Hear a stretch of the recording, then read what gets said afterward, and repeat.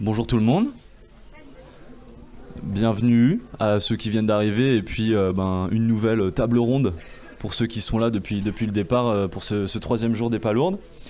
Donc aujourd'hui, ce matin, de 11h à 12h30, on a de la chance parce qu'on va parler d'un super sujet, celui de selon moi, on va parler de la place des fondateurs et des fondatrices dans le projet collectif, comme vous avez pu le voir sur les affiches. Et ce thème-là va être abordé par les trois personnes ici à ma droite que je vais laisser se présenter dans un instant. Je vais juste, pour rappel, décrire un petit peu le déroulé. Donc d'abord, je vais les laisser se présenter. Ensuite, on va parler de ce sujet-là, notamment à travers de quelques questions pour définir un peu le cadre de ce sujet-là. Et puis ensuite, je vous inviterai, pour celles et ceux qui veulent poser des questions, à poser vos questions tout simplement aux intervenants et intervenantes. Voilà, merci beaucoup. Et puis je peux laisser peut-être Anne-Laure Nicolas, si tu veux commencer par te présenter. Bonjour tout le monde, c'est moi qui commence. Du coup, je suis Anne-Laure Nicolas, je suis la conceptrice, la cofondatrice et la co-coordinatrice du Bois du Bard, qui est à Mélionnec dans le Creuse-Braise. Lieu qui a 12 ans cette année, en tout cas sur sa partie économique. Donc on est un PTCE, pôle territorial de coopération économique, donc il y a plusieurs structures juridiques qui œuvrent ensemble en fait pour un projet commun, et il y a une partie habitant participatif. Officiellement aujourd'hui on est que 6 avec les enfants, et là il y a une famille qui est en cours d'inclusion.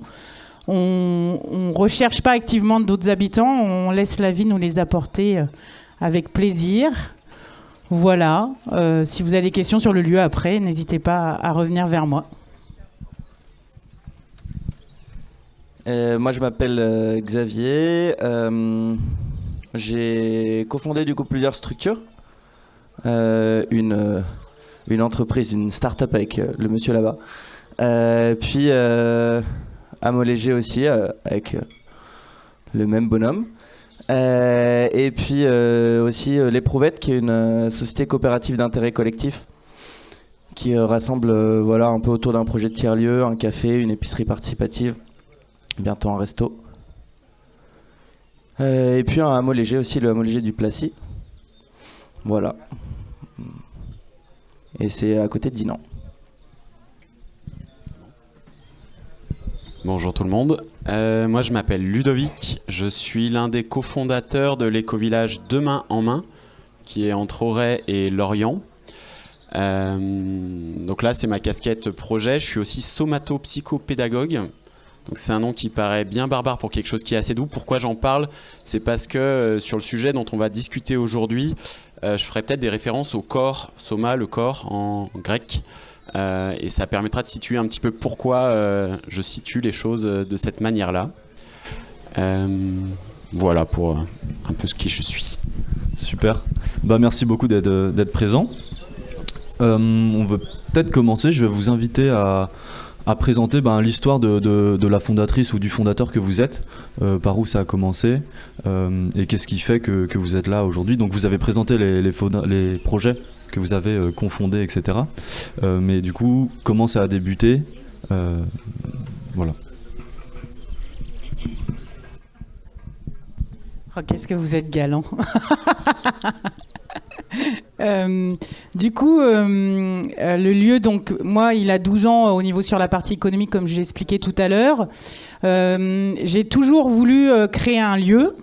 Ça, c'est depuis mon adolescence à peu près que ça a pris forme, et j'ai déjà essayé quand j'avais 24 ans de créer un projet en milieu agricole avec une partie pédagogique. Et à l'époque, quand je suis arrivée en Bretagne, on m'a dit les projets de diversification agricole au début des années 2000, elles étaient beaucoup moins soutenues qu'aujourd'hui, parce qu'on était vraiment sur des prémices de changement de paradigme agricole. Et puis aussi, j'étais une femme et j'avais 24 ans. Donc clairement, on m'a dit, va te marier, va faire tes gosses, ton mari pourra être caution pour toi. Enfin voilà, c'est un petit détail de ce qui s'est passé. Donc indirectement, je les ai écoutés parce que après, je suis retournée repasser des diplômes, notamment dans l'animation professionnelle. Et puis j'ai rencontré quelqu'un avec qui je me suis mariée et j'ai fait des enfants. Mais c'était pas une volonté pour créer le lieu de passer par là, c'est la vie qui a fait ça. Au niveau de l'histoire du lieu aussi, moi je distingue 3 fonctions, ou en tout cas rôles. Moi je me suis présentée comme conceptrice parce que c'est vraiment moi qui suis à l'initiative de l'idée et de la conception en fait intellectuelle du projet. Après je suis la cofondatrice parce qu'on est 2, donc le père de mes enfants et moi-même à avoir fondé le lieu. Et aujourd'hui, on est 2 à co-coordonner en fait le lieu.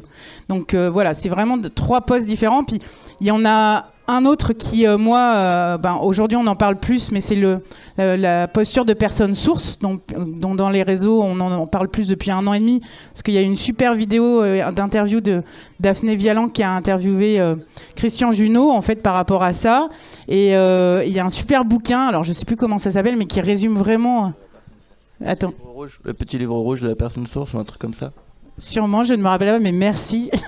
Et en fait, moi, quand je l'ai lu, ça a été une révélation aussi, parce que je me considère comme la personne source du projet, parce qu'une personne source, elle va prendre des risques. C'est elle qui va lancer le truc, qui joue un peu au dé, et qui va amener en fait les choses sur le tapis, quitte à des fois à être cette vigie, un peu. Moi, je vois un peu mon rôle, en tout cas de fondatrice, un peu comme ça, dans l'histoire du lieu. En tout cas de vigie, je vois je suis en haut du mât en fait du bateau là, et puis en fait je vais voir les rochers, et puis ensemble après collectivement en fait on va décider si on fonce dessus, si on tourne à gauche, à droite, enfin voilà. Mais pour moi il y a vraiment cette notion là avec l'expérience que j'ai pu avoir sur le terrain aujourd'hui. Mais tout ça, c'est 12 ans d'expérience aussi de personnes sources et de coordination de lieux. Parce que pour en arriver là, ça n'a pas été simple. Je suis passée par beaucoup de déconvenues humaines, parce que c'est l'humain qui est au cœur de nos projets. Et quand on est fondateur de lieux ou personne source, en tout cas, c'est vraiment ces problématiques-là qui se jouent. Parce que si on n'est pas, je vais le partager comme ça, mais si on n'est pas pleinement aligné avec qui on est en tant que personne source, en fait, ça crée des énergies vraiment complexes autour de nous. Et moi, je le vois, si je me positionne pas, des fois, il y a un vieux flou au niveau des humains, et puis d'un seul coup, je vais juste dire un truc et tac, tout le puzzle se met en place. Et c'est juste vraiment, moi, je le vis comme ça au niveau énergie. Et c'est impressionnant quand on arrive à s'aligner et à être vraiment pleinement soi-même et d'accepter cette posture aussi, qui pour moi est un équilibre entre notre côté vertical et horizontal. Des fois on parle du féminin, du masculin, du yin et du yang dans le Tao, où Jung aussi disait l'animal animus. Aujourd'hui, moi, ce que je vois en creusant un peu, c'est aussi un équilibre entre notre fonctionnement de notre cerveau droit et notre cerveau gauche, tout simplement. En fait, entre l'action, le faire, et entre l'intuition et la créativité. Et en tout cas, moi, je suis soucieuse, moi, en tant que cordeau, d'avoir cet équilibre-là, parce que c'est ce qui permet qu'autour de moi, c'est plus simple, plus serein et plus fluide. Mais parce que dans le passé, on a eu des salariés associatifs et tout ça, de nombreux woofers, et où moi j'ai fait un burn-out, et là moi ça m'a vraiment remis en question et perturbé, et ce qui fait que je voyais bien qu'en face, quand je suis pas bien, et en fait ça a beaucoup d'influence dans mon écosystème. Voilà.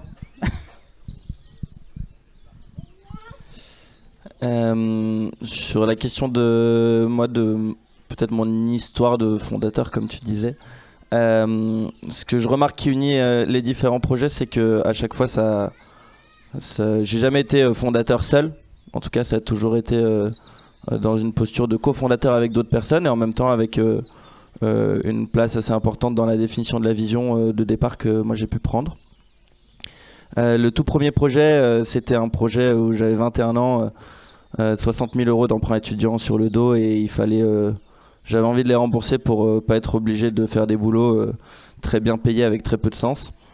Et du coup, voilà, ça a été un projet un peu éclair qu'on a monté avec Cevac. Du coup, où voilà, ça a très vite été très gros, et on a aussi très vite voulu transmettre le projet. Et complètement raté la transmission d'ailleurs. L'entreprise n'existe plus. Et du coup, deuxième histoire, derrière à Mot-Léger, avec un constat que voilà, les écoliers c'est bien joli, mais souvent c'est réservé à des gens qui ont les moyens, et voilà, de vouloir essayer de trouver des solutions dans le système et un peu en dehors pour vraiment rendre accessibles ces projets-là. Et du coup, avec dès le départ aussi l'intention de comment moi je me rends pas indispensable, comment je peux quitter le projet et le transmettre à un moment donné, être libre d'en partir en tout cas, sans saboter tout ce que j'ai fait pendant des années, avec voilà, parfois beaucoup d'énergie, des sacrifices, des choses comme ça. Donc c'est vrai que ça a été un petit peu vraiment une réflexion très forte au départ, voilà, qui après est toujours à mettre en balance avec les impératifs du quotidien, la volonté de faire beaucoup de choses, voilà. Ouais, je crois que c'est ça que j'ai envie de partager dessus. Et puis concernant l'histoire de Deux mains en main, il y en a une, deux ou trois selon sur quel prisme on regarde. C'est des gens qui sont réunis au démarrage. Première réunion, une vingtaine de personnes. 2 semaines plus tard, 25 personnes. 2 semaines plus tard, encore une trentaine de personnes, sauf que c'était pas toujours les mêmes. C'est juste qu'il y avait un noyau dur au départ de gens qui revenaient, soit en présentiel. Il y avait donc moi au départ j'étais en distanciel où je faisais de la visio avec l'équipe projet. Et donc de là est né un groupe souche qui a développé le projet, qui a écrit un programme, qui a bossé sur la gouvernance. Et ça, c'est une première histoire qu'on peut se raconter. La deuxième, c'est en fait, qu'est-ce qui a fait que ces réunions, elles se sont créées ? C'est qu'il y a une personne, Julien, chez nous, qui a fait un petit croquis, un petit dessin, et qui en a parlé avec sa femme. Et en fait, donc, il y a un premier collectif qui s'est fait à ce moment-là, un premier cercle souche qui existe de fondateurs et qui pourrait peut-être être ramené à une personne source. Si on prend la définition du livre, on pourra en parler tout à l'heure. Je trouve que cette notion, elle est intéressante et elle peut être dangereuse à la fois. Ensuite, il y a un deuxième groupe qui s'est créé de fondateurs qui s'est rajouté le frère de Julien qui a réalisé le dessin version professionnelle, une petite plaquette qui a été en fait lancée sur les réseaux. Et c'est ça qui a fait en fait, qui a mis une étincelle dans le gaz qui était là et qui a fait que des gens sont venus. Donc il y a une histoire qui dit en fait ça a été complètement cofondé ensemble parce que la vision elle a été construite collectivement, on a fait le travail sur la raison d'être vraiment ensemble, il n'y avait pas de lieu, il n'y avait pas de propriétaire ou quoi que ce soit, et pour autant dans l'histoire il y a une personne à un moment qui a mis cette étincelle. Donc là se pose la question aujourd'hui de l'implicite et de l'explicite derrière ça, où chez nous, je le nomme, tout le monde n'a pas forcément exactement la même représentation de qu'est-ce qui est fondateur, cofondateur. Dans les statuts, on est cofondateur dans la manière où on a investi. Mais là, je vais vraiment avoir envie d'insister sur pourquoi j'ai accepté aussi de venir, qu'est-ce que j'ai voulu dire. C'est vraiment cet espace d'implicite et d'explicite. Comment est-ce que l'implicite, à un moment, peut créer des tensions, des conflits, des violences et de la souffrance ? Je ne suis pas en train de vous dire qu'avec ce qu'on va raconter, ça va peut-être vous éviter de le vivre. C'est peut-être que dans vos projets, si vous y allez, vous détecterez plus rapidement des situations similaires, identiques, ou en tout cas auxquelles vous pourrez poser des mots et mettre en action quelque chose, peut-être pour sortir plus rapidement de ce qui peut être vécu dans d'autres projets. C'est vraiment ça, pour moi, l'objectif de l'intervention. Ok, super, merci beaucoup. Je pense que ça va faire partie des prochains sujets qu'on va aborder, l'explicite et l'implicite. Mais avant ça, bien sûr, si vous êtes partant pour répondre à cette question, j'aimerais bien vous inviter à évoquer, c'est quoi, selon vous, le rôle du fondateur ou de la fondatrice, c'est-à-dire ses missions, ses redevabilités et ses responsabilités. Et voilà, donc tout ce que ça peut impliquer et qu'est-ce que c'est finalement, enfin comment vous le définiriez ? Je peux démarrer. Donc déjà pour moi c'est vrai que par définition c'est la personne qui au départ va recevoir des informations, se les approprier et poser des actes derrière pour un premier acte qui peut être effectivement très mineur comme un dessin ou un acte aussi qui peut être voilà, de lancer une réunion, fédérer des gens autour d'un projet. Donc pour moi c'est déjà cette notion quand même que c'est une personne qui à un moment donné reçoit une info qui capte, qui est dans l'air. On n'est jamais vraiment créateur d'une idée unique, nouvelle. En tout cas, je sais pas pour vous, mais moi, j'ai pas cette prétention-là. Mais à un moment donné, voilà, il y a quelque chose qu'on capte et qui vient faire écho à un moteur puissant en nous, qu'on laisse nous traverser et qu'on va extérioriser, diffuser, transmettre au monde, aux gens autour de nous. Donc pour moi, il y a un petit peu déjà ce rôle-là de continuer à diffuser de l'énergie au sein du groupe sur la base de un petit peu cette direction initiale. Toute la question, c'est toujours, à mon sens, derrière, au-delà de cette direction initiale, quelle place, quel rôle prend le fondateur dans un projet collectif qui se veut en gouvernance partagée. À quel moment est-ce que c'est lui l'unique garant de la vision, du cap. Moi, j'ai l'impression qu'il y a peut-être une petite nuance qui peut être intéressante de se dire, enfin, c'est une manière dont je peux me le représenter, que peut-être la personne qui est au départ à l'origine du projet, elle est un peu garante de cette direction. Le projet peut changer de direction, mais à ce moment-là, c'est un nouveau projet, en fait. Et du coup, il y a peut-être une nouvelle personne source, une refondation du projet. Mais au départ, tant qu'on reste sur le projet de départ, c'est qu'on suit cette direction, cette intuition initiale, le comment, c'est tout l'équipage qui est responsable du maintien du cap. Mais à un moment donné, je pense que voilà, ça reste la personne qui a tracé ce cap et qui peut le plus facilement, à un moment donné, aussi dire bah voilà, ça c'est pas le projet initial. Mettre de la conscience sur le fait que là, changer de direction, de cap à ce moment-là, c'est changer de projet.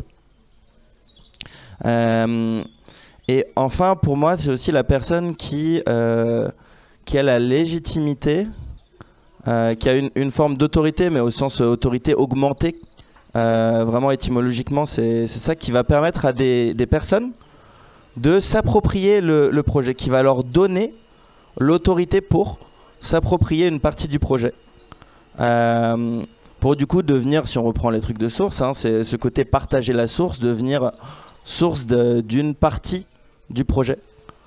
Et en même temps, voilà, essayer de conserver une cohérence dans tout ça. Mais voilà, pour moi, il y a vraiment ce côté partager ça, donner cette légitimité, offrir cette légitimité, créer de la place, laisser de l'espace.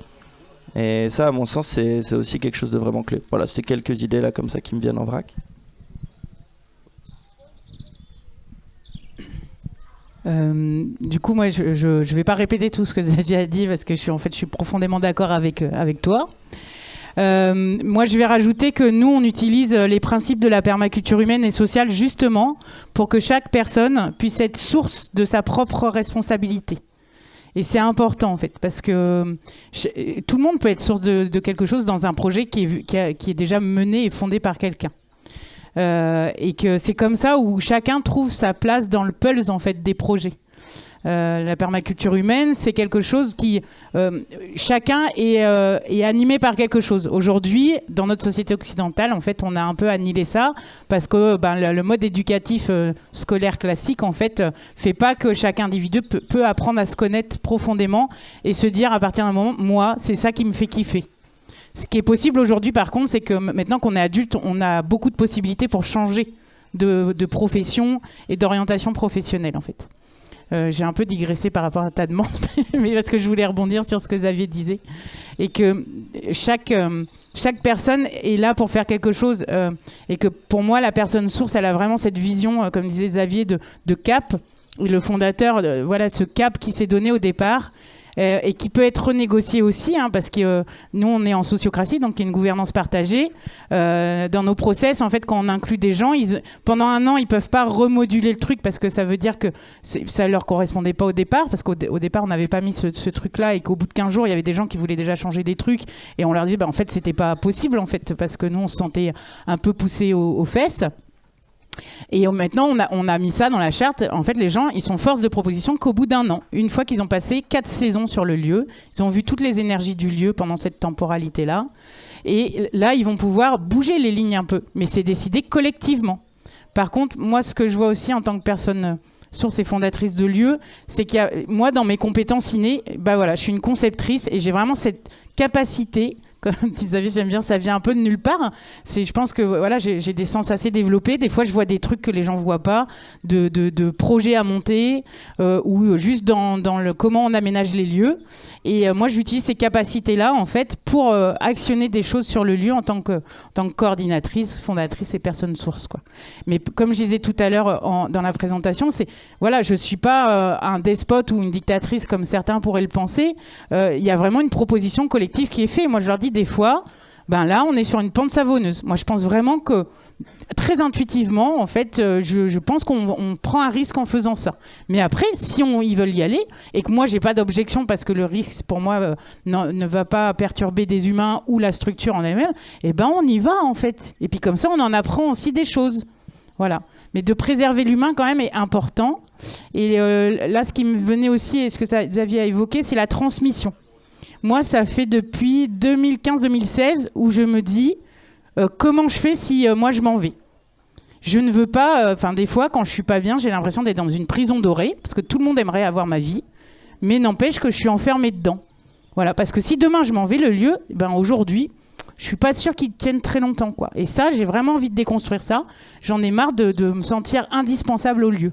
Donc c'est comment avec le temps, pour le foncier, pour les projets économiques et tout ça, ça prend du temps en fait de trouver les bonnes personnes qui vont se présenter à nous, amenées par les non-hasards de la vie, comme ça arrive souvent, et ça se fait en douceur. Mais c'est toujours aussi les questions de temporalité où nous, en tant qu'être humain, des fois, dès qu'on a envie on décide un truc, on aimerait bien que ça se fasse dans l'instant, mais non, là, vous voyez, ça fait 7-8 ans que moi je réfléchis à ça. Et tout, là, on est en train de monter une fondation pour le foncier, voilà. Et tout est engrangé pour la transmission, comme disait Xavier. C'est quand même dommage que nos projets, en tout cas, moi j'ai ça à cœur. Le nôtre, il a 12 ans. En fait, si demain, ça s'arrête, j'aurais l'impression de manquer de respect en fait aux gens qui ont œuvré sur ce lieu, que ça soit pour 15 jours ou pour 6 mois ou 1 an, et que demain, ça s'arrête, quoi. Je trouve ça vraiment triste. Voilà. Je trouve ça super beau en fait de préparer son départ ça fait partie des essentiels, je pense. Et pour autant, c'est pas parce qu'il y a des essentiels qu'il faut prendre ça pour des injonctions de faire. Je crois qu'il y a un endroit où il faut vraiment garder cette idée que c'est selon. On n'a pas du tout les mêmes projets. Il y a quelque chose de central autour de l'humain, mais le projet que tu portes, où tu étais propriétaire du terrain au départ, et il y a toute cette conception, n'est pas du tout le même projet et la même situation que ce qui se passe à deux mains en main. Et n'est pas du tout la même chose que ce que vous êtes peut-être en train de monter ou en train de vivre. Donc ce truc-là de plutôt se poser des questions de qu'est-ce que j'ai envie de vivre, bien avant c'est comme ça qu'il faut faire. Je crois qu'il y a un endroit d'humilité à avoir à cet endroit-là. C'est pas parce que j'ai une expérience que je peux parler d'un variant à des endroits. Ça marche pas. Ça, c'était un premier truc que je voulais dire. Et en deuxième truc de relativité, ou en tout cas de rapport, c'est qu'il y a quelque part où, si on parle de la place ou du rôle, ça n'est qu'une place par rapport à... Il y a une question de rapport aux autres, à la place que les autres prennent, les rôles que les autres prennent. Il y a un rapport temporel, c'est-à-dire que si aujourd'hui j'ai le même rôle qu'au début du projet et que dans 10 ans j'ai exactement la même place dans ce projet, je me dis que je suis probablement passé à côté de quelque chose, c'est que le projet n'est pas vivant, potentiellement, parce que quand il y a de la vie, il y a de l'évolutivité, il y a du changement. Donc c'est ce rapport-là. Il y a ce rapport à l'espace. Moi, j'ai cet exemple qui est venu dans la nuit de... on prend un projet fictif, Maurice qui dit à Yolanda, franchement, Boris, il prend trop de place. Qu'est-ce qu'on dit quand on dit ça? Est-ce qu'on parle d'un volume extracorporel? Je reviens au corps. Est-ce que c'est dans les médias, il prend trop de place et il n'y a que lui qu'on voit, alors qu'en fait, il y a plein de gens qui œuvrent derrière? Est-ce que c'est péricorporel, dans l'échelle de la membrane, au niveau du groupe, il y a quelque chose qui, par son assise de fondateur, prend trop de place, mais se sert de ce pouvoir volontairement? Ou est-ce que c'est même juste en intracorporel, Boris a les chevilles qui gonflent? Vous voyez, le DM là qui... Et du coup, ces questions-là, elles sont déjà à se poser en termes de rôle. Et là, je reviens sur vraiment, pour moi, le fondement d'un fondateur avec qui j'aurais envie de m'embarquer, c'est est-ce qu'il est clair déjà avec lui-même pour être clair, avec l'extérieur, lui-même ou elle-même. Excusez-moi sur l'inclusivité des genres, ça me touche un petit peu. Et du coup, dès qu'il y a de la clarté, peu importe le modèle de gouvernance qui va être choisi, peu importe qu'il n'y ait pas une horizontalité parfaite, tant que les gens peuvent s'engager en conscience. Et donc, j'ai bien aimé ce côté responsabilité. Une des responsabilités principales, c'est ce niveau de clarté et d'explicite sur les endroits où c'est important. Et ce qui est important pour moi n'est peut-être pas ce qui est important pour vous dans votre projet. Donc, encore une fois, se reposer les questions de qu'est-ce qui est essentiel pour m'embarquer ou pas. Et à partir de ce moment-là, aller chercher, que vous soyez suiveur ou leader, mais si vous êtes suiveur, allez demander à avoir de la clarté sur la posture que le fondateur ou la fondatrice souhaite avoir, quelle place vous pouvez prendre, quelle place vous avez envie de prendre.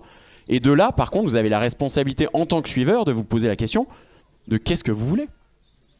Parce qu'il y a des personnes pour qui c'est vachement confortable d'avoir un leader, et là je passe plutôt sur le leadership que sur le rôle, mais d'avoir un leader fort qui va prendre des décisions difficiles, qui va machin, et où on peut s'occuper des autres tâches. Maintenant, si vous voulez avoir une place très forte décisionnelle, c'est peut-être pas les mêmes imbrications qu'il va y avoir.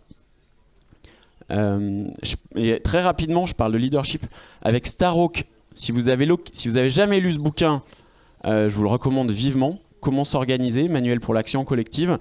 Et elle décrit 6 types de leadership. Très sommairement, il y en a 4 qui sont plutôt appréciés dans nos modes de fonctionnement, 2 un petit peu moins, en tout cas pas sur la durée. Ça va être, si je dis pas de bêtises, il y a le démocrate, qui là est la personne qui va plutôt accueillir les envies et les besoins de chacun et essayer que chacun soit content dans le projet. Il va y avoir le fédérateur, qui là, c'est vraiment la personne ou la fédératrice qui cherche à faire que les gens bossent bien ensemble et soient épanouis là-dedans. Je ne sais pas si vous pouvez m'aider, mais je crois qu'il y a le coach, qui est la personne qui va favoriser l'émergence des compétences de chacune des personnes pour qu'elles s'épanouissent plutôt sur un plan individuel et qu'elles puissent vraiment mettre ses compétences à profit. La personne visionnaire, celle qui en fait rassemble non pas par son côté opérationnel, mais par une vision qui en fait vous donne des frissons, là, cette chair de poule qui donne envie d'y aller en fait. Juste parce que la beauté de l'image qui est derrière vous plaît. Et après, dans les 2 autres modes qui sont un petit peu plus difficiles sur des temps longs, on va avoir le chef de file. Généralement, ça se reconnaît avec des rythmes assez soutenus dans les projets et quelqu'un qui va montrer l'exemple. Donc gros bosseur. L'inconvénient de ça, c'est qu'on peut se retrouver dans une forme de douocratie généralement, c'est-à-dire que plus tu fais, plus tu as de pouvoir. D'où l'anglais, excuse-moi Anne-Laure. Et après le mode directif, là c'est plutôt le commandement, l'armée. C'est extrêmement utile à des moments, dans des phases de crise où il faut décider rapidement et des choses comme ça. Le problème étant que les personnes qui souvent aiment prendre ce poste-là de commandement ont aussi un peu de difficulté à le lâcher. Mais donc, à partir du moment où on donne de la visibilité, en tout cas sur quel mode on a envie, sur quel mode on est compétent, et c'est comme ça que ça se passe, mais à partir de ce moment-là, en fait, les souffrances et les violences, c'est que celles qu'on s'impose à soi. Dès qu'il y a de la visibilité là-dessus, je dirais tout est acceptable dans la place et dans le rôle qui est pris. J'étais peut-être un peu long. Ok, Xavier, est-ce que tu veux réagir à ça ou sinon j'ai une question, comme tu veux. Peut-être juste réagir à une chose, c'est toujours ces questions d'horizontalité. Le mot a été mentionné. Et c'est vrai que moi je pense que j'ai pu avoir à certains moments un peu un rêve de ok, tout le monde est pareil dans le projet, on est tous au même niveau. Voilà, parce que ça colle avec une certaine vision peut-être de la démocratie ou voilà, de ce que ce que c'était pour moi la gouvernance partagée. Et je crois que ça m'a beaucoup aidé de déconstruire ça, de dire en fait vraiment on a des rôles différents dans l'organisation. Ces rôles ils impliquent des devoirs et des pouvoirs, voilà, de la souveraineté et de la responsabilité. Et Et en fait, c'est ok. Il y a des gens qui vont, pour X, Y, Z raison, avoir plus de pouvoir. Il y a du pouvoir, en fait. Ne nous fermons pas les yeux sur l'idée qu'on a tous le même pouvoir. Non, il y a du pouvoir. Après, c'est comment ce pouvoir, il est explicité. Là, je rejoins vraiment ce que tu dis. Il est cadré. On lui donne un cadre qui est consenti collectivement. Je crois que voilà, il y a vraiment une question à se poser de voilà, où est le pouvoir dans notre organisation aujourd'hui ? Est-ce qu'on est ok avec ce pouvoir ? Est-ce que voilà, il est suffisamment bien cadré pour que ce soit un pouvoir de faire des choses, pouvoir d'amener l'organisation plus loin à accomplir sa raison d'être, et pas un pouvoir sur les autres, une domination. Mais en tout cas, voilà, j'avais envie d'amener cette notion de pouvoir aussi dans l'équation. Ouais, bah carrément. Est-ce que ça vous dit de parler de ça ? Ça faisait partie aussi des choses sur lesquelles j'allais vous amener. C'est qu'est-ce qu'on explicite et qu'est-ce qu'on implicite. Enfin, qu'est-ce qui reste dans le domaine de l'implicite en ce qui concerne la position et la posture qu'on prend par rapport au pouvoir, etc. Quel travail aussi sur soi ça implique. Voilà. Qu'est-ce que vous avez travaillé sur vous, en vous, pour être raccord et pour pouvoir continuer votre aventure.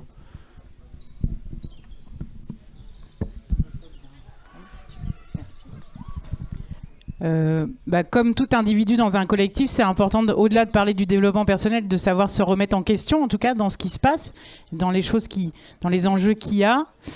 Moi, ce qui me vient aussi en vous écoutant, c'était la notion de confiance. Confiance en soi et confiance dans les autres. Je prends un exemple. Nous, il y a 2 ans, on a accueilli une oufeuse et moi, instinctivement, très vite, à l'arrivée dans la pièce, ça m'électrisait. Elle prenait beaucoup de place en termes énergétiques. Et du coup, c'était compliqué pour moi. Et très vite, j'en ai discuté avec mon co-coordinateur cohabitant, Nicolas. Puis lui, il n'avait pas encore ressenti ça. Donc, il me dit, ouais, tu te fais des films et tout. Mais comment, moi, je me fais confiance dans mon intuition ?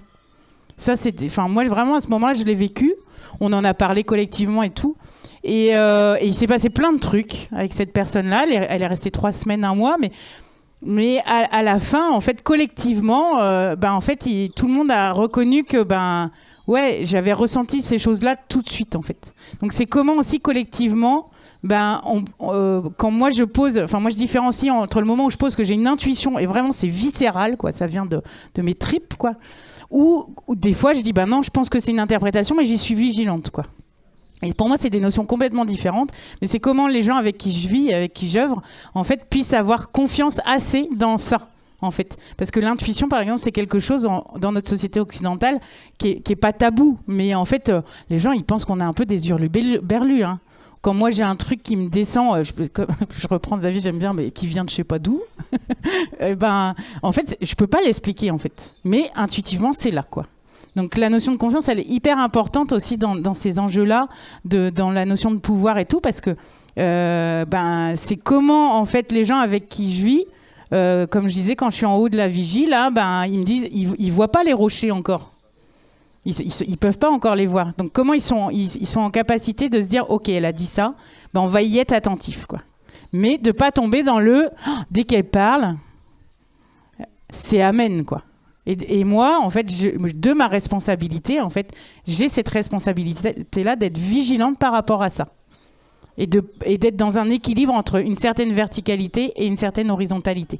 Là, je te rejoins aussi, l'horizontalité dans nos collectifs. Moi aussi, j'avais très envie à un moment que tout le monde soit égaux et tout, quand on a mis en place la sociocratie en 2015. Mais en fait, c'est utopique d'être dans ces modèles-là, quoi. Complètement dedans, quoi. Parce qu'on a tous des places différentes et des enjeux différents, quoi. Et puis il y a aussi en termes de développement personnel et de connaissance de soi, des notions d'ego blessé. Il y a un ego qui est là et il doit être à sa juste place. Moi, j'ai beaucoup dû travailler mon sentiment de légitimité. Aujourd'hui, je suis là parce que depuis 4 ans environ, il y a des gens qui ont commencé à venir me chercher en me disant, c'est important que tu partages ton expérience. Mais au départ, je les regardais, je dis, mais qu'est-ce que vous voulez que je raconte ? Puis au fur et à mesure, et voilà, les gens m'ont encouragée, et puis c'est aussi pour ça que je suis là aujourd'hui, quoi. Parce que je me sentais pas du tout légitime, et donc j'ai dû travailler sur mon ego pour qu'il retrouve un équilibre, parce qu'on a besoin de ça, en fait, pour être assis sur une chaise devant des gens. Mais l'ego, il peut être à double tranchant, c'est-à-dire que il y a des fois, il y a des gens qui aimeraient bien avoir cette compétence et cette capacité innée de leadership et tout ça, mais en fait, ils l'ont pas forcément. Et du coup, suivant où ils en sont dans leur cheminement personnel, moi j'observe, en fait, si on leur donne les clés du truc, en fait, ils sauront pas faire, en fait. Mais ils ont envie. Et donc, ils vont venir challenger par des actions, par des fois des choses pas très simples pour nous en tant que cordo ou fondateur. Et du coup, comment on accompagne ces gens-là pour aussi leur faire comprendre. Alors ça dépend où ils en sont, hein, mais leur faire comprendre, et là j'entends le truc de coach que tu as évoqué tout à l'heure, dans leur cheminement personnel, en fait, à les accompagner un peu. Alors moi je suis pas thérapeute, ou en tout cas pas encore, mais en tout cas d'être dans ce truc-là, de se dire, voilà, moi je vois ça, là, ce qui est en train de se jouer chez toi, sois-y vigilant, quoi. Voilà. C'est ça qui me vient. Je rebondis juste sur les questions de confiance. Parce qu'on a parlé pour l'instant du mythe de l'horizontalité. Tout le monde a compris que c'est un mythe. La verticalité, souvent, en fait, on veut s'en extraire parce qu'on l'a mal vécu dans nos processus de vie depuis l'école, peut-être, pour certains un peu plus tard. Et du coup, c'est pour ça qu'on cherche cette horizontalité, souvent très fort pour compenser ce qu'on a vécu avant. Mais je pense que c'est le modèle de l'UDN, en tout cas, qui me parle, si on reste sur ces 3 axes. Ça se résout dans la profondeur, en fait, cette partie-là. Donc, il faut imaginer un truc orthonormé là, de dimension 3, pour ceux à qui ça parle, où on ne peut pas imaginer de travailler que sur 2 dimensions. Dans le sens où, si on fait que de l'horizontalité, de toute façon, une raison pour laquelle ça ne marche pas, c'est que du coup, le tyran ne devient plus l'individu qui aurait un pouvoir de veto, mais devient le groupe. C'est-à-dire qu'un individu ne peut plus rien faire sans le groupe. À l'inverse, la verticalité, tout le monde voit les problèmes que ça amène. Et donc, il y a un endroit pour pouvoir avoir un juste équilibre dans ces 3 dimensions.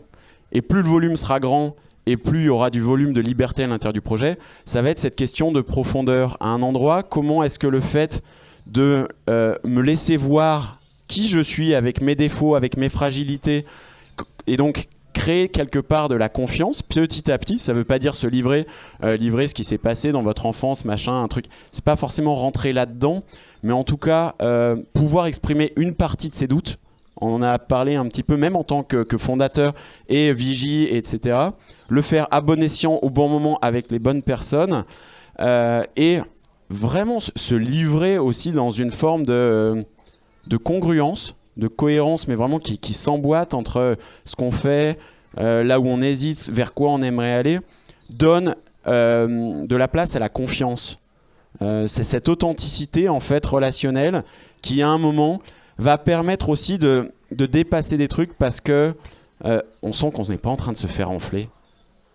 Et l'autre n'a pas la sensation qu'il doit bidouiller pour vous emmener quelque part quand on est suiveur.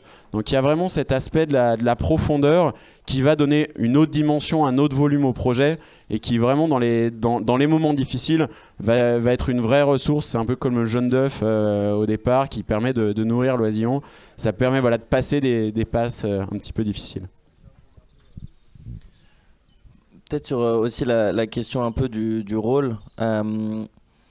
Il y a très vite ce côté où on veut partager le projet, on veut que d'autres personnes se sentent autant investies du projet que nous, on partage la même responsabilité.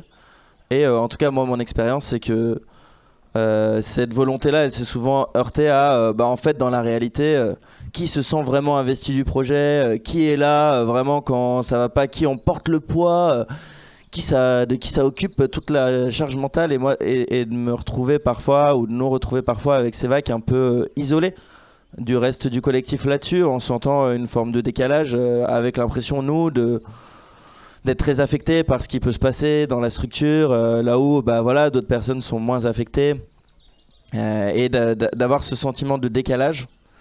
Et je crois que c'est vraiment important, quand on joue ces rôles-là, de pouvoir régulièrement prendre du recul ou d'être accompagné aussi pour pouvoir prendre ce recul-là, pour se dire à un moment, ok, en fait je suis pas tout seul, effectivement je vis pas les choses par ma place, mon rôle de la même manière d'autres gens, parce que je suis connecté au projet et que c'est mon bébé, et que si ça va pas bien je suis très affecté. mais comment je suis accompagné aussi pour prendre un peu de distance avec tout ça, pour me recentrer, pour justement pas tomber dans l'identification de mon projet c'est moi c'est mon projet, je me définis par ça et je le définis. Et donc ce processus aussi de lâcher prise d'une certaine manière sur le résultat. Et ça c'est vrai que moi en tout cas quand je suis dans le jus, que j'ai envie de faire plein de choses opérationnelles pour être là sur le projet, etc., vite je peux m'isoler et me retrouver dans des situations aussi où en fait je suis pas vraiment au service de la structure. Je crois être au service de la structure en étant sur tous les ponts, etc.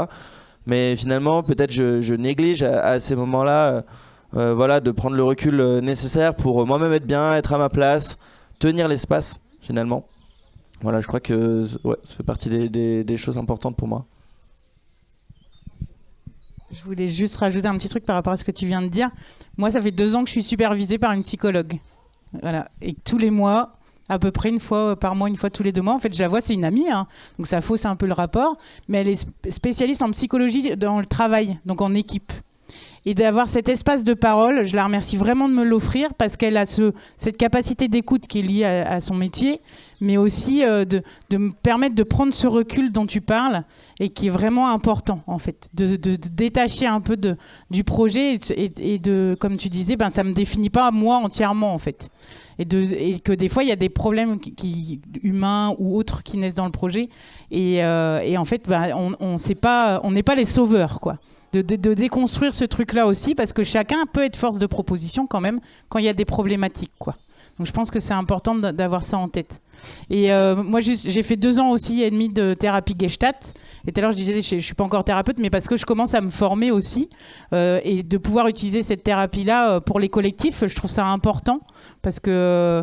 en tout cas, on touche, moi, depuis 12 ans, du coup, je suis dans l'humain et tout ça. Bon, après, c'est une passion personnelle, hein, mais la psychologie, la sociologie, c'est des choses qui me plaisent. Et vraiment, moi, je dis toujours, on est un laboratoire d'expérimentation à ciel ouvert, en fait, de l'humain. Et c'est chouette aussi quand on accueille beaucoup d'étudiants en sociologie ou en psychologie, tout ça, de pouvoir discuter avec eux, quoi. Voilà, j'ai digressé. Non, mais c'est bien digressé. Faut y aller. Est-ce que vous avez encore envie de digresser ou j'invite le public à intervenir et à poser des questions ? Il y a encore plein de choses à dire, mais je trouve ça intéressant que ça émerge. Ok, bon c'est parti. Qui est-ce qui serait partant pour lancer sa première question ? Waouh.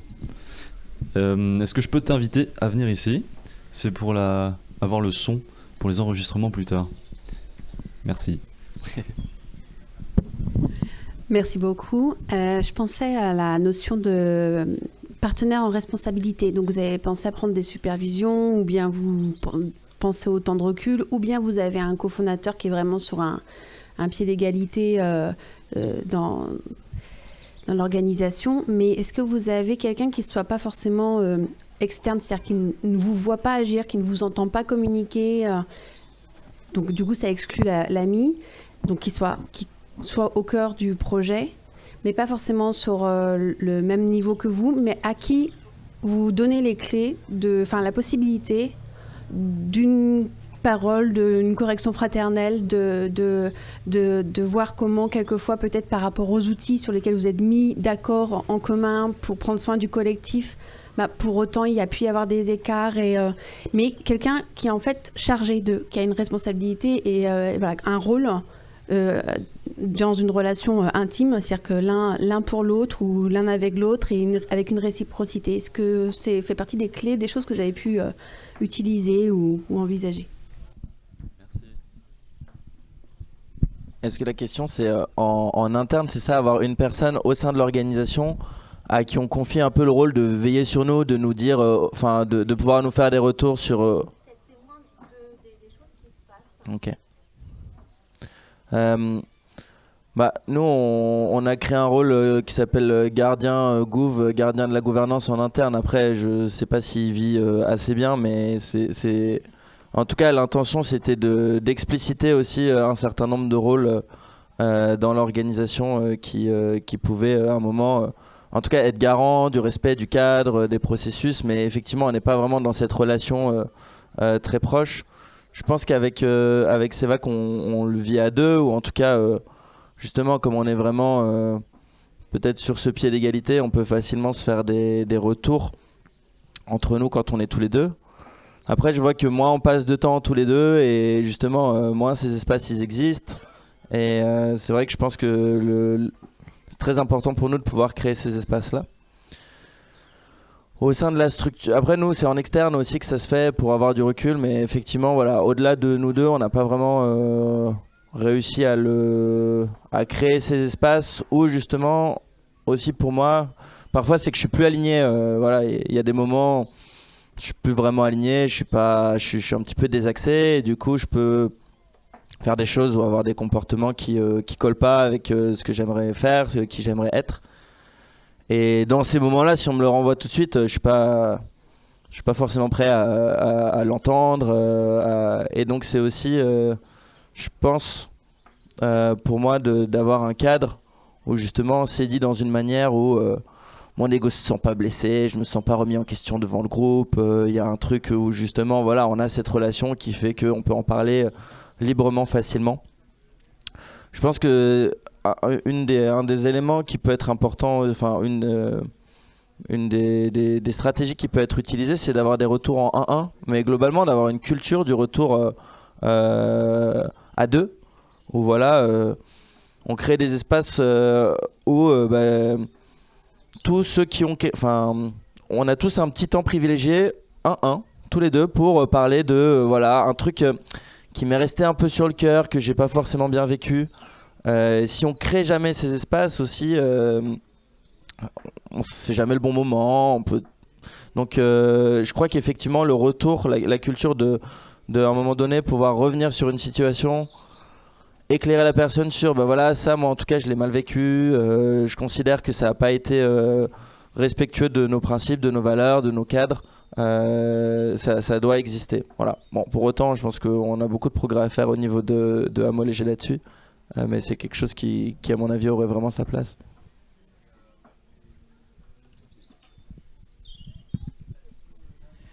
Moi ce que tu demandes et ce que tu évoques, ça me fait penser à notre système restauratif. Où ça part du 1-1 que Xavier évoque et ça en fait nous on constate qu'avec le temps c'est quand même complexe quoi, parce que ça c'est vraiment propre à chacun où il est dans son cheminement personnel et juste d'aller dire à quelqu'un là ce que tu as évoqué c'est venu me dire ça et je reste avec cette rancœur ou cette amertume ou cette colère et j'ai besoin de te le partager, je te remets pas en cause, hein. Tu n'es pas mon bourreau et je ne suis pas ta victime, mais moi en fait je me suis senti mal avec ça. Juste ce premier pas déjà il est souvent très complexe pour les gens s'ils n'ont pas cette hygiène émotionnelle et de communication en fait. Et après nous on a plusieurs niveaux, mais on a 2 facilitateurs extérieurs, donc en fait qu'on peut solliciter, soit il y en a un qui est un peu plus loin qui est en Normandie, mais on en a une en Bretagne. Et donc on peut solliciter en cas de problématique où on a besoin d'avoir un regard extérieur. Donc on est proche d'eux mais pas trop, parce que dans nos recherches de facilitateurs on a aussi mis qu'on voulait pas être amis avec eux, parce que notre première facilitatrice on était amis avec elle et du coup on a vu comment ça faussait aussi dans notre relationnel. Donc ils connaissent le projet, ils nous connaissent, l'équilibre est pas simple pour eux parce que ils nous connaissent nous en tant qu'individus et il y a une barrière qu'on essaye de pas franchir, et en tout cas on est vigilant. Et puis après, on a médiateur extérieur, thérapeute. On fait des thérapies de binôme. On en a déjà fait 2. Là, on est coaché par quelqu'un d'extérieur. On est très très vigilant en fait à l'ambiance en fait et la communication entre nous. Et on a besoin vraiment, enfin moi je le pose depuis toujours, hein, d'avoir ces personnes extérieures là en soutien. C'est un investissement financier, hein, je vous le dis clairement. Mais je trouve que si on veut que les projets humainement tiennent, il faut être soucieux de la relation. Parce qu'une personne plus une personne, ça fait 3, quoi. Donc, et c'est ça, c'est le cœur de nos projets, c'est la relation entre les gens, quoi. Et c'est précieux. Mais comment on préserve cette richesse-là, quoi. Et très sommairement, parce que je crois que la question, c'était vraiment que quelqu'un ait une posture en interne de je regarde et je fais des comptes rendus. Moi, il y a un endroit où j'ai du mal à croire. Enfin, je suis un peu ce truc de nul n'est prophète en son pays. Et que dès que tu prends... c'est un peu ce que tu dis pour vos facilitateurs, c'est que dès que tu prends tellement part à la relation ou au projet, il y a une difficulté à s'extraire des affects qui sont en lien avec le projet. Et du coup, c'est nettement plus simple d'avoir quelqu'un d'externe, mais qui peut pas tout voir, mais qui peut participer à des réunions et de jongler avec ça. Je crois que il y aura jamais une forme d'accompagnement qui sera parfaite, et encore moins pour tout le monde ici. Mais je crois que c'est une somme d'endroits où on peut avoir ce retour réflexif qui va accompagner. Donc nous, on a une facilitatrice médiatrice CNV qui nous accompagne pour des temps de régulation, qui va être hyper efficace. Et un truc qui, moi, m'a beaucoup aidé et que j'ai porté fort dans le projet, n'attendez pas que les situations soient tendues pour créer ces espaces. Pourquoi ? Parce que ça veut dire, en fait, on crée un espace pour se mettre sur la gueule, quoi, en gros. Alors que s'il est récurrent, petit à petit, en fait, normalement, en tout cas c'est ce qui s'est passé pour nous, les sujets deviennent de moins en moins lourds parce qu'on a traité les plus lourds en priorité. Et donc le fait de cette régularité fait aussi qu'on sait qu'on va avoir un espace dans 1 semaine, 2 semaines, 3 semaines, peu importe. On va avoir cet espace de régulation de tension qui fait qu'on peut corriger le tir, entre guillemets, sur des comportements ou sur comment ça se passe. Je rêve d'un truc, je ne sais pas si c'est envisageable. Il n'y aurait pas la possibilité de poser une série de questions avec des gens qui lèvent la main pour dire « ouais, cette question, elle m'intéresse » et comme ça, on répond à celles qui répondent au maximum de gens. Et derrière, moi, je veux bien prendre un peu de temps s'il y a des questions très spécifiques. Enfin, je sais pas, si je rêve de ça. Je vois qu'il doit rester 20 minutes à peu près. Ouais, il reste une demi-heure. Une demi-heure. Je sais pas si ça pourrait... Puis en plus, ça vous mettra en mouvement, quoi. Ouais, je vois des hochements de tête de partout. On peut aussi faire une petite mise en mouvement. Ça a été fait hier, c'était fort sympathique. Je vois des têtes qui se hochent, vous êtes partants ? Ok, mais je vais faire ça sans originalité, quoi. Je vais faire exactement comme hier. Ça a été fait par Vincent ici présent. La technique des fourmis. Donc je vous invite à vous mettre debout. Je l'ai jamais fait. Je préviens. Ok, donc les fourmis, elles arrivent, elles commencent. Elles sont au niveau des pieds. On les imagine qui nous grattent. Et puis on essaye de les évacuer. Et puis elles montent petit à petit. Les chevilles, les mollets, les cuisses. Attention, on a les jambes qui tremblent. Ça devient difficile de parler dans le micro. Et puis là, il y a l'ensemble du corps qui se met à trembler. Puis les mains se lèvent parce qu'elles arrivent au niveau des doigts. Et là, elles sont parties. Voilà. Pour la mise en mouvement. Et ouais, je trouve que c'est une bonne idée. Alors, est-ce que tu as une liste de questions ? Et donc... Non, pour moi, ça aide du public. Et les gens indiquent leur intérêt. Et plus il y a d'intérêt, et plus on essaye de répondre à ça. Très bien. On peut prendre une quantité, je ne sais laquelle, de participants. Vous pouvez venir, dire votre question, et puis on va faire en main levée, on va voir le nombre de personnes qui sont intéressées. Vous pouvez venir à plusieurs, j'ai vu plusieurs mains se lever. N'hésitez pas à venir. Moi, ma question apporterait justement, c'est la place du fondateur, mais dans la passation. En fait, comment est-ce que déjà vous avez imaginé la future passation et quelle place on donnait au fondateur quand le fondateur veut prendre du recul, mais pas vraiment. Voilà. Ok, donc à main levée, qui est-ce qui serait intéressé par cette question ? Très bien.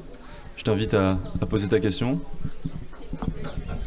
Moi, c'est plus concernant la situation où on est plusieurs porteurs de projets, deux ou plus, en fait. Comment ça se passe quand on est cofondateur justement sur ces questions de posture, de restauration des conflits, de l'un qui prend plus de place que l'autre, voilà. Comment c'est viable sur le long terme et est-ce que c'est possible, en fait ? Merci. Pareil, à main levée. Qui est-ce que ça intéresse ?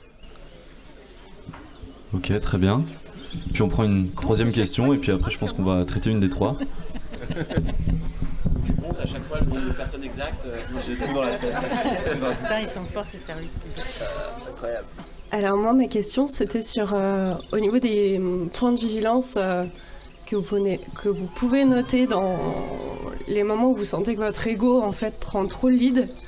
Et est-ce que vous identifiez dans le groupe déjà des petits warnings qui vous indiquent que vous-même vous commencez à être complètement désaligné par rapport à votre posture de fondateur ?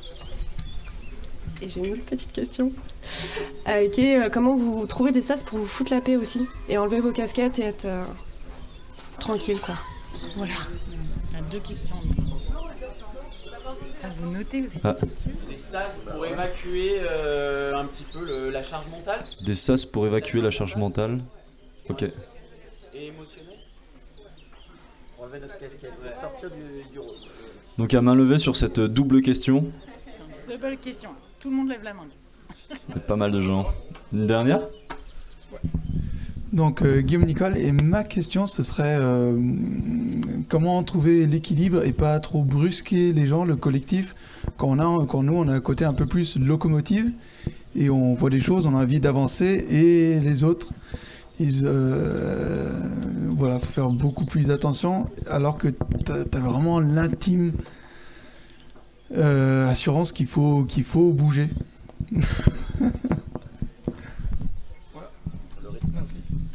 Main levée. Ok, très bien. Je vois apparaître ici Sévac. Levez la main.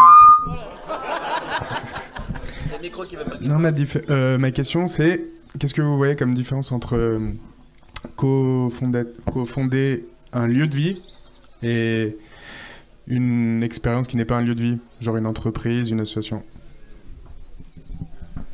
Main levée. Ok, très bien. Alors là, tu les as tous. alors là, j'ai des responsabilités qui me sont... T'as noté le nombre de mains? J'ai noté les questions, mais pas les notes. Ok, super. Ça va, moi je m'attendais à ce que vous ayez beaucoup plus de questions que ça, mais on va peut-être... Il me semble que la double question, Ouais, elle était parce qu'il y avait plutôt deux belles prioritaire. questions. Ensuite, la question de Sévac et la première question qui a été posée. Sur la place de la passation. On verra sur notre temps passer. On est bon? C'est parti? Merci pour cette proposition, Ludovic. Donc on part sur la première question, c'est ça. Donc c'était, en gros, moi ce que j'ai compris, c'est à quel moment vous apercevez que votre ego prend trop de place, quoi. Comment vous savez quand vous êtes plus à votre place, que vous dépassez un petit peu la place, en tout cas que vous voulez prendre. Et deuxième question, les sas pour se foutre la paix. Comment est-ce que vous arrivez à décompresser? J'ai pris le micro, mais en vrai, je sais pas du tout quoi dire. Ouais, peut-être que du coup, là, je suis pas à ma place. J'ai le warning de oh là là, qu'est-ce que je veux dire. Je crois que c'est des moments où justement, je m'en rends pas compte. Enfin, si, je m'en rends parfois compte sur le moment. En général, c'est quand c'est pas fluide, en fait, finalement. Moi, je me rends compte que quand vraiment je reste à ma place, je mets des idées au centre, je vois si ça prend pas, en fait. Si ça prend, l'énergie collective est là, c'est le bon moment, je suis dans l'axe, en fait, peut-être, justement, ça circule, si on reprend la métaphore de la source. Et à d'autres moments, je mets quelque chose au centre, paf, ça frotte. Et j'essaye de me dire justement là où ça circule, là où ça coule, là où c'est fluide, ok on y va, je pousse. Là où ça frotte, ok, je retire, c'est pas là, c'est pas le bon moment. En tout cas, j'observe que ça produit pas ce résultat-là. Alors c'est peut-être plus sur le champ vision, idée, tout ça, mais en tout cas j'essaye de m'atteler à aller là où c'est fluide. Et le sas pour se foutre la paix, moi c'est aussi de passer du temps voilà, avec des... Alors j'ai souvent un rôle, une place dans différents groupes voilà, de leadership, donc c'est pas j'abandonne pas forcément totalement cette casquette. Moi après c'est mon couple, ma famille, enfin voilà, aussi des moments où je peux vraiment déposer. En tout cas, je pense que si j'étais, enfin voilà, si j'avais pas quelqu'un avec qui je peux vraiment partager, me mettre totalement en position de vulnérabilité. En fait, je crois que c'est ça aussi moi dont j'ai besoin. C'est important de le faire au sein du collectif aussi, mais avec la conscience que parfois ça va déstabiliser, que parfois partager tout ce qui me vient, tous mes doutes, mes moments où je suis au bout, j'y crois plus, je me dis vas-y, qu'est-ce qu'on fait là? Franchement, ça n'a aucun sens, on fait un truc pour bobo. Dans ces moments-là, si je le pose au centre, parfois juste ce que ça crée, c'est de la démotivation, c'est de la lourdeur, c'est voilà, c'est un truc qui peut être lourd.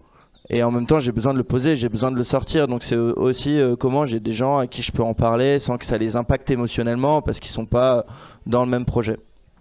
Voilà.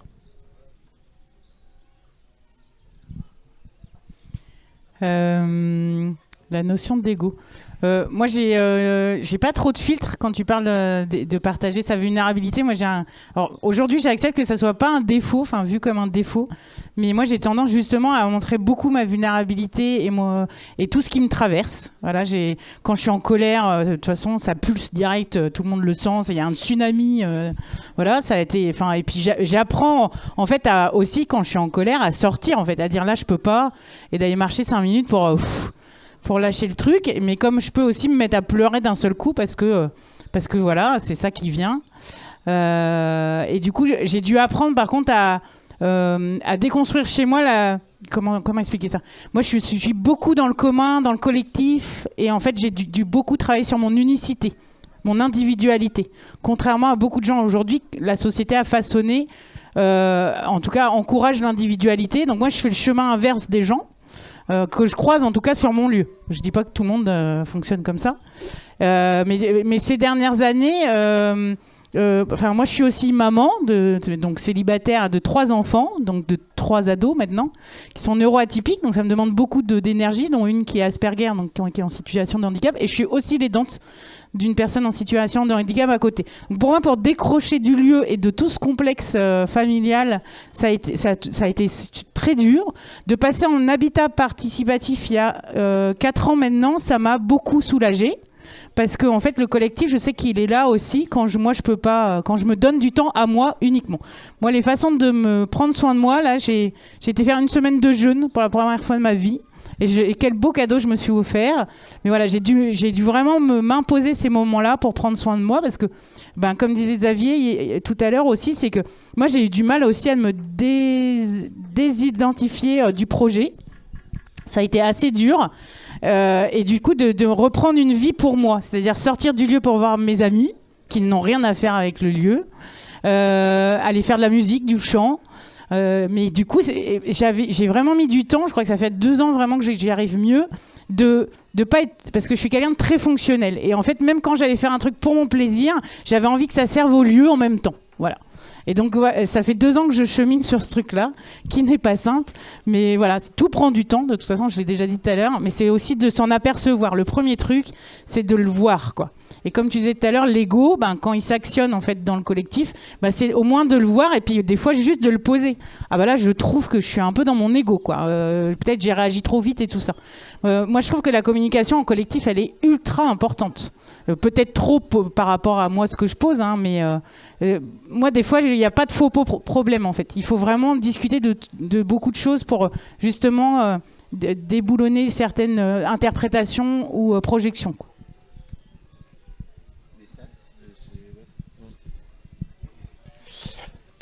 Sur les points de vigilance, sur l'ego. Alors déjà, c'est vrai que moi, je suis pas dans la même posture que vous deux, je pense, dans le sens où on était 6 cofondateurs dans la première histoire que je vous ai racontée, et où, d'une part, tous les cimetières sont remplis de personnes irremplaçables, mais du coup, le fait d'avoir été nombreux au départ, on est encore plus nombreux, donc c'est vrai qu'il y a moins, quand même, je dirais, quelque chose sur de la place pour l'ego, même s'il y en a.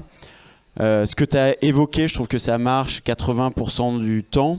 Là où je trouve que ça devient difficile, c'est quand vraiment, intérieurement, il y a une conviction qu'il faut aller dans une direction, d'être aligné avec ça, et pour autant, tu mets au centre et ça part pas.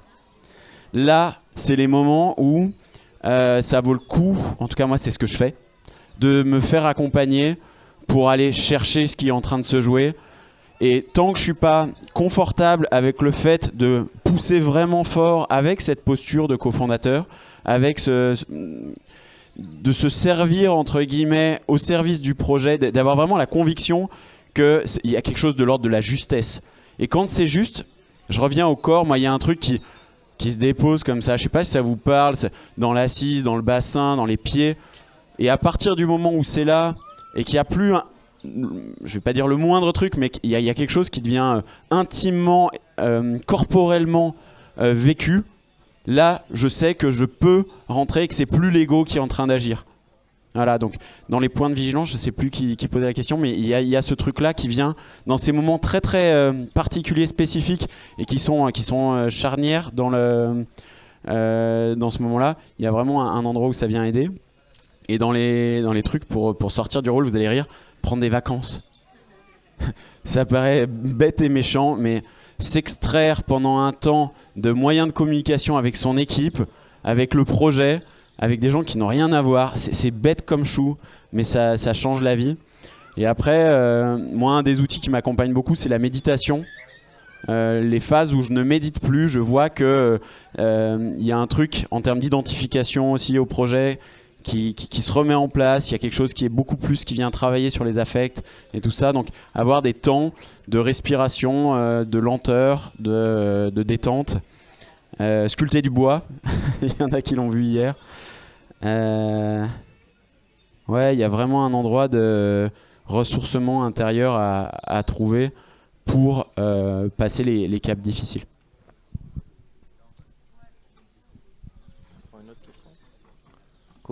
Tu veux la question de Sévac? Cofonder un lieu de vie ou une asso, est-ce que ça change quelque chose? Pour moi, très rapidement.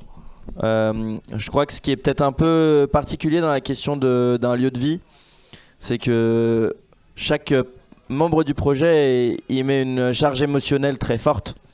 Parce que c'est notre toit, c'est notre sécurité, c'est notre ancrage géographique, c'est des gens qu'on voit tous les jours, c'est parfois une maison qu'on construit.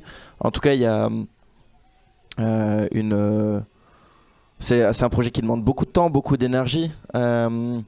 Donc je pense qu'il y a une charge affective de tous les membres du projet extrêmement lourde, extrêmement forte.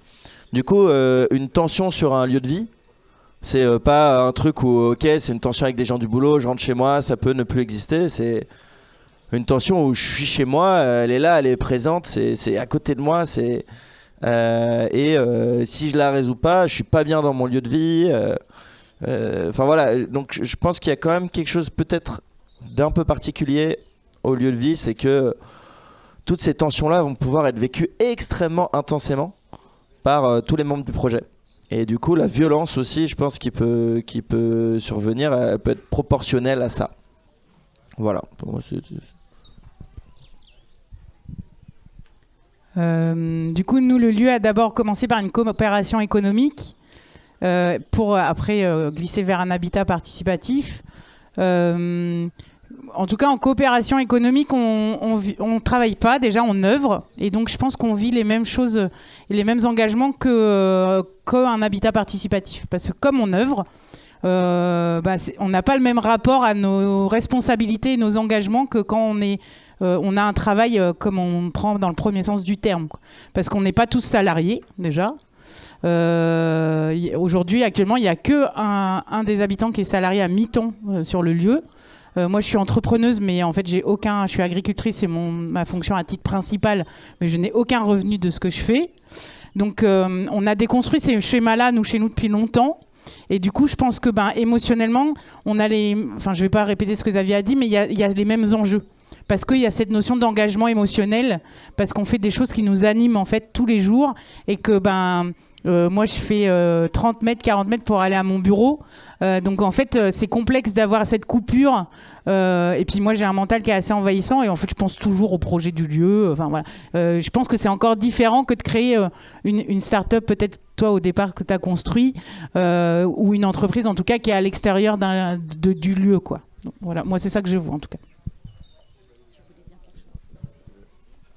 En fait, moi j'ai tout mixé, donc il y a de l'habitat, il y a mon activité économique, je suis bénévole, j'ai mon jardin participatif sur le lieu. Donc je dirais j'ai mis tous les œufs dans le même panier, et donc là plus on en met, et plus effectivement le pilier, quand il se casse la gueule, c'est un truc qui se casse la gueule de loin. Donc là ce qui est important à mon sens, c'est de garder au moins un trépied avec des relations extérieures qui n'ont rien à voir avec ça. Et de garder du ressourcement à l'extérieur. Mais ce n'était pas forcément le sujet. Je pense que par contre, il y a des invariants pour que ça fonctionne bien. La communication, la gouvernance, on se pose les mêmes questions sur les outils. Il n'y a que l'intention qui change. Encore une fois, on revient juste à de la clarté, à de l'explicite, et de pas être dans de l'implicite. Et je dirais qu'on sème des bonnes graines. Ça peut être plus long. Une question que je trouvais, enfin toutes les questions ont été intéressantes. Peut-être pour parler de la question du rythme, là il y a le mot locomotive qui est sorti. Je trouve que c'est toujours, en tout cas pour moi, ça a systématiquement été un sujet dans les différents collectifs. Pas forcément d'ailleurs lié à la place du fondateur ou cofondateur, c'est pas nécessairement toujours lui la locomotive, même si moi perso c'est souvent le cas.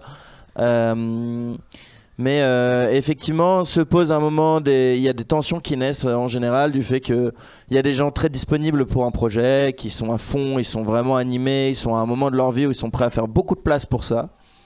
Et d'autres gens qui sont à un autre moment, en tout cas, où eux, ils ont moins de place pour le projet, moins de temps à y dédier, moins d'énergie à y mettre.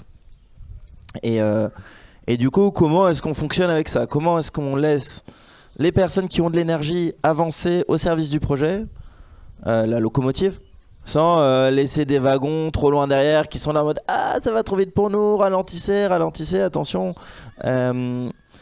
Et donc, bon, l'élément principal, c'est d'être en capacité d'en parler, hein, je pense, de mettre à jour, d'expliciter, là encore, les différences de « Ok, moi j'ai l'impression que ça va trop vite, moi j'ai l'impression que ça va pas assez vite, qu'est-ce qu'il y a derrière ?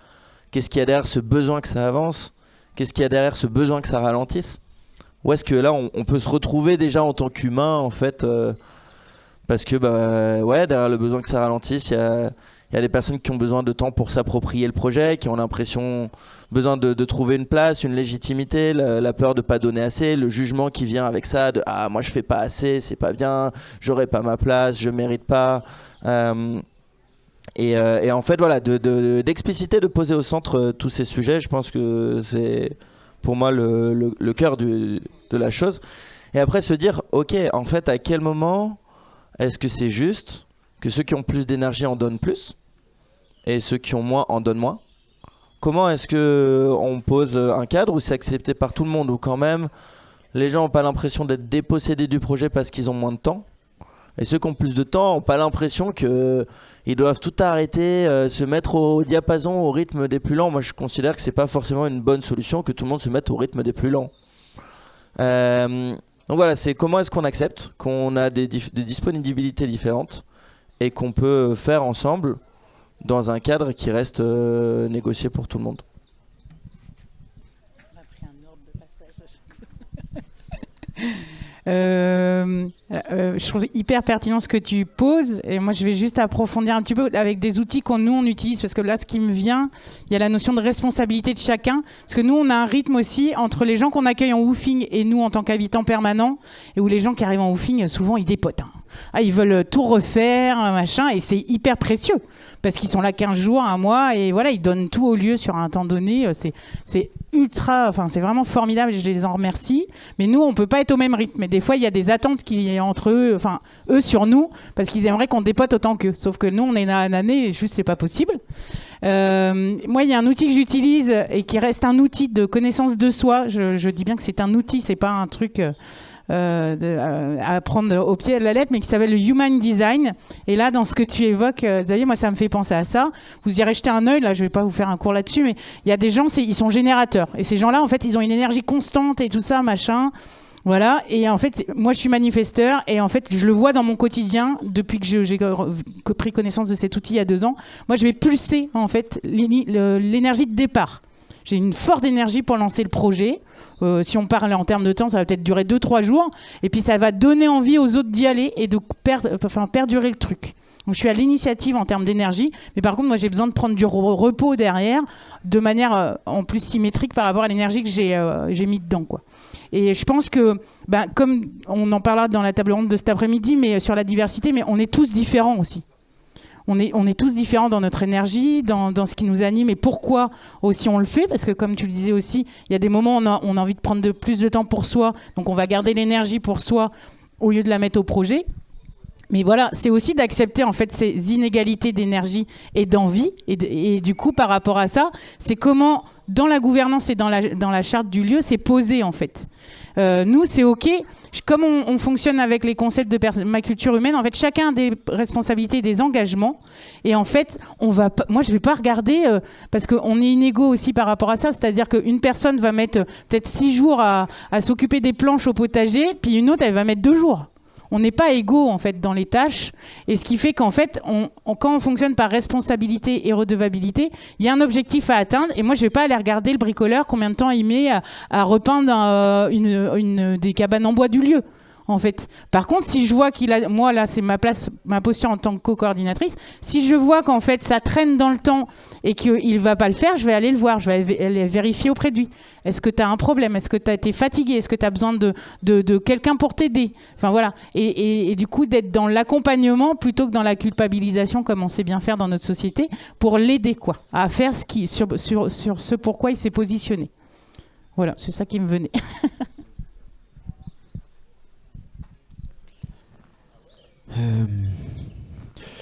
Nous, il y a eu déjà un burn-out et un demi-burn-out dans le projet. Ça me parle, cette question de locomotive, d'épuisement et de choses comme ça. Et pour autant, c'était même le premier sujet qui avait été évoqué au festival Oasis auquel j'étais allé. Il y avait un sujet central qui était comment ne pas s'épuiser. Ce qu'on a vu, c'est qu'il y a grosso modo 3 modèles qui existent aussi là-dedans. C'est soit personne ne compte le temps de personne et on le fait à la confiance, mais ça veut dire travailler, vous savez, l'axe de profondeur dont on a parlé avant. Donc donner du temps à ça, donc arrêter de courir après le temps pour faire, mais prendre du temps pour être ensemble aussi. Il y a un modèle qui est on compte tout.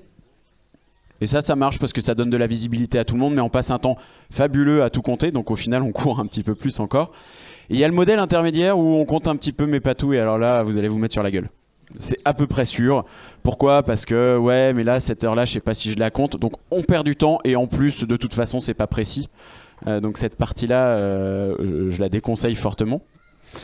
Et après il y a cette question effectivement, être forcé à un rythme au-delà du rythme qu'on peut fournir, c'est vous êtes à peu près sûr d'aller à l'épuisement. Se faire ralentir dans son rythme naturel et dans lequel on a envie d'aller, là on risque de frôler le bore-out quoi, je m'emmerde en fait, ça va pas assez vite.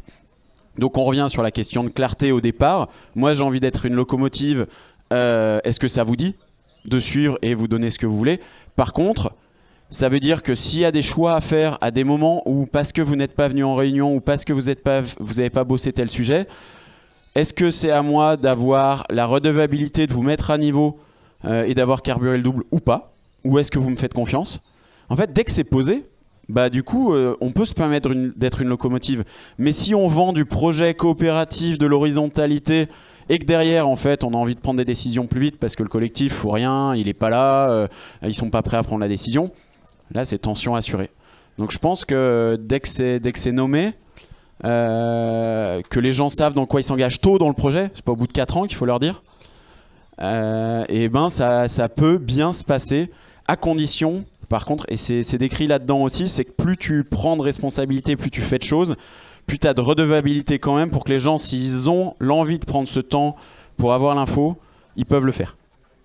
Il y a une question d'équilibre sur une sphère, ça demande un peu de temps pour l'expliquer, et en plus surtout je suis plus tout à fait à jour pour être très transparent avec vous, mais ça vaut vraiment le coup d'aller creuser ce truc là pour avoir justement des énergies diverses qui peuvent fonctionner ensemble à des rythmes différents. J'ai vu des mains se lever pendant ces dernières questions. Je peux vous inviter à venir ici et les énoncer devant les gens. Il restait la place de la passation et l'équilibre entre cofondateurs. Ouais. Ben, je propose qu'on prenne quand même les questions, voir ce qu'il en est, et puis on voit pareil à main levée et on voit si on remodifie tout ça. Ouais, on pourrait gagner un peu de temps. C'est plus une réaction qu'une question. À vous écouter ici ce matin, ça m'a ramené 25 ans en arrière lors d'un séminaire d'intégration d'un 3e cycle de consulting, cette préparation au métier du conseil. Un intervenant québécois sur les dynamiques de groupe a donné une définition qui m'a marqué, et vous voyez, j'y repense là, sur le leadership. Le leadership, c'est l'influence qu'une personne prend sur un groupe mais, et c'est la deuxième partie de la définition qui est importante, mais que le groupe lui concède. Et à partir de là, l'explication de ça, c'est qu'on est, dans des dynamiques de groupe, on est toujours co-responsable de ce qui se passe. Alors, à des degrés divers, on peut être à 5% responsable ou à 50% responsable, mais de reconnaître qu'on est toujours qu'on a toujours une part de co-responsabilité, ça veut dire qu'on a aussi un pouvoir d'agir et ne pas s'installer dans une position de victime. Je me rappelle, disant, le silence n'est pas d'or. La personne qui, dans une situation, ne réagit pas, elle cautionne. Donc on a pas seulement le droit d'agir, on a le devoir d'agir. On est co-responsable de ce qui se passe. Et je trouve que cette notion de co-responsabilité, ça fait partie de mes valeurs longues pour tout ce qui touche justement les dynamiques de groupe. Mais merci de vos interventions ce matin. Merci beaucoup. Ouais, il y en a deux qui n'ont pas été traités. Cofondateur, équilibre entre cofondateur et passation. On l'a en tête. Moi, c'est un témoignage. En fait, j'étais le seul porteur de projet, enfin je le suis toujours à la base, c'est l'Oasis du Chêne Doré. Et en fait, j'ai cumulé en même temps le fait que j'étais le seul financier. Donc l'homme à abattre. Alors il y a eu 3 versions du collectif. La première, ça s'est terminé dans la violence, parce qu'il y avait des locataires et il y avait une relation propriétaire à abattre. La deuxième version, des gens sympas qui voulaient vivre dans un lieu sympa, mais il n'y avait pas d'action. Et la troisième version, c'est celle qui est actuelle et qui est pérenne. On a séparé le pouvoir de l'argent. La relation à l'argent, c'est un des très grands problèmes dans les collectifs. Et donc, on a une société immobilière qui est séparée, qui n'a aucun pouvoir, et l'association qui a tous les pouvoirs. Ça, c'est une chose. Là, maintenant, justement, pour la passation, chez nous, ce qu'on a décidé maintenant, c'est que tout le monde devenait actionnaire de la société immobilière à part égale. Enfin, à part égale, pas en termes d'argent. Quelqu'un qui a 3 actions avec 78 €, il a le même pouvoir que celui qui a 1 million d'euros d'actions. Donc voilà. Alors, grâce à l'éthicratie, qui est un modèle qui est une philosophie de vie en société, on a pu harmoniser le tout. Alors c'est pas le monde des bisounours, mais ça fonctionne vraiment bien. Alors j'en profite juste, je vais faire une conférence sur l'éthicratie demain et tout à l'heure sur la CNV, CNV+, parce que la CNV c'est aussi un outil de manipulation malheureusement et je vais en parler comment on peut en sortir. Merci. Merci beaucoup pour ces témoignages et ces réactions. On peut du coup continuer avec les questions qui avaient été proposées tout à l'heure.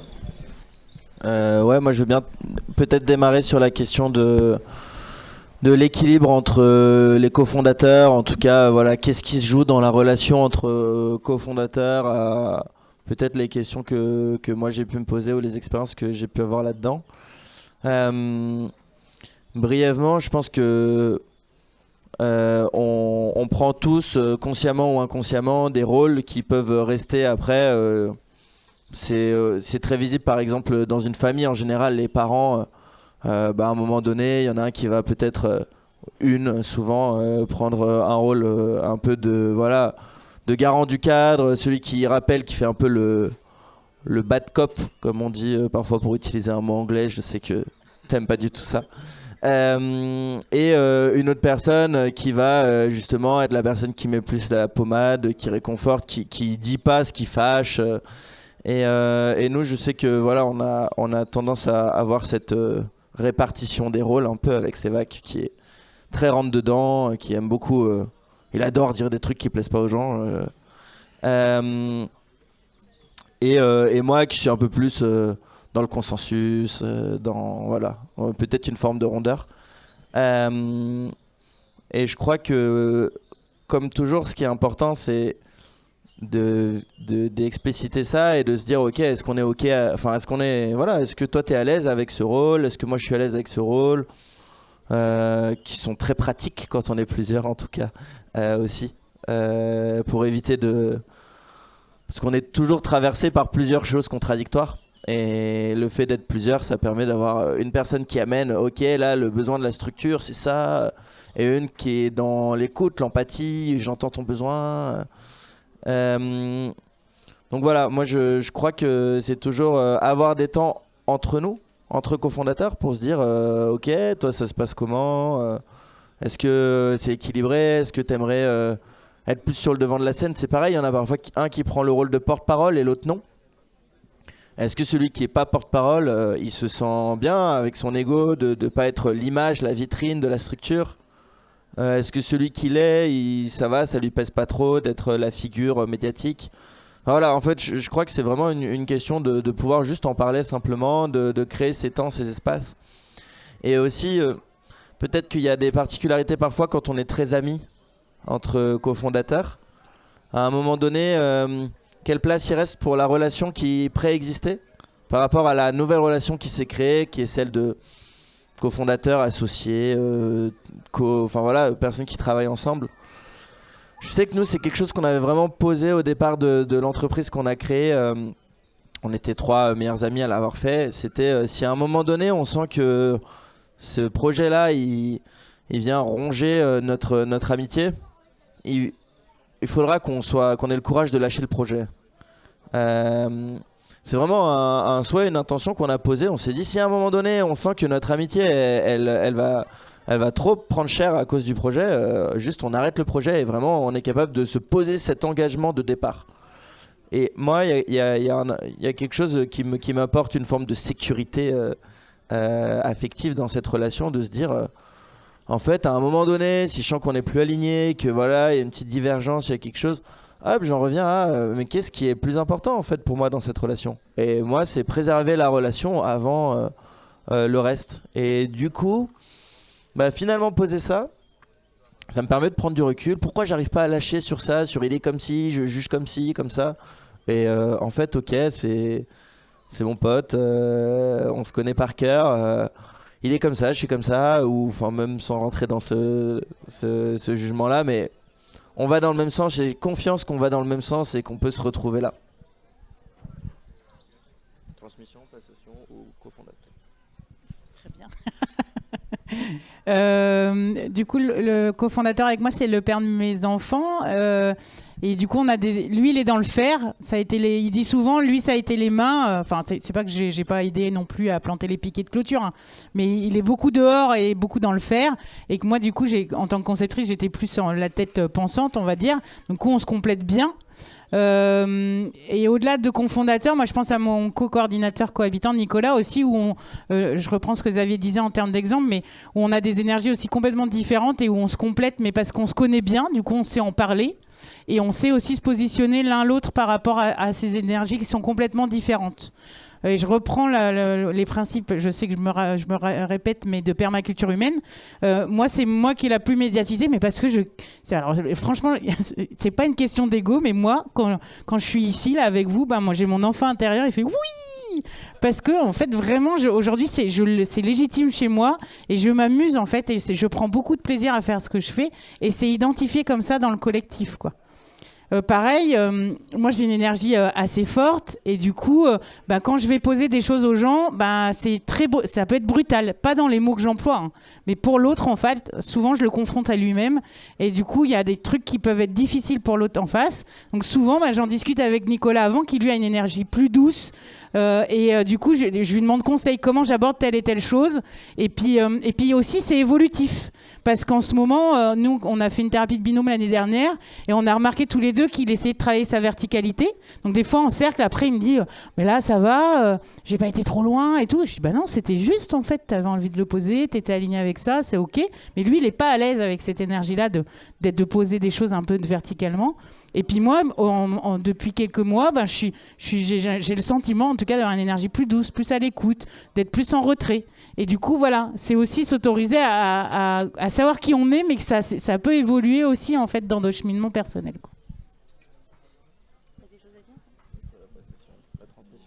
Sur la transmission, vous aurez plus de choses à dire que moi. Sur la situation de multiporteur de projet, là, je crois que c'est d'accepter juste la variabilité, en fait. Il y a des moments où on a plus d'énergie, on prend un peu plus de place. Il y a des moments où on en a un peu moins.